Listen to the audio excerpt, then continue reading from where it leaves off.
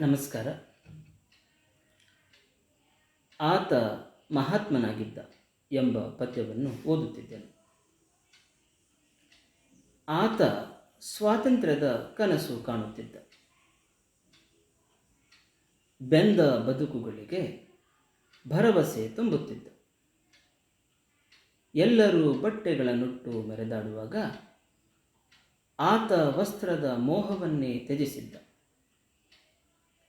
ಆತ ಲೋಕದ ಕಣ್ಣಿಗೆ ಅರೆಬೆತ್ತಲೆ ಫಕೀರನಾಗಿದ್ದ.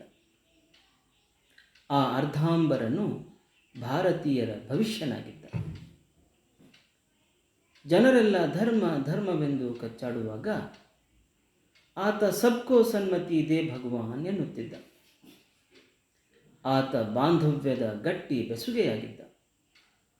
ಈಶ್ವರ್ ಅಲ್ಲಾಹ್ ತೇರೆ ನಾಮ್ ಎನ್ನುತ್ತಿದ್ದ. ಆತ ಸಾವಿನ ಭಯದಿಂದಲೂ ನಿರ್ಭೀತನಾಗಿದ್ದ. ಗುಂಡಿಗೆ ಒಡ್ಡಿ ನಿಂತು ಗುಂಡು ತಿಂದಿದ್ದ. ಆತ ನಿಂದಾನಕರೆ ಕೇನೀರೆ ಎನ್ನುತ್ತಿದ್ದ. ಸಾವಿನ ಘಳಿಗೆಯಲ್ಲಿ ರಾಮನಾಮ ಸ್ತುತಿಸುತ್ತಿದ್ದ. ಧನ್ಯವಾದಗಳು.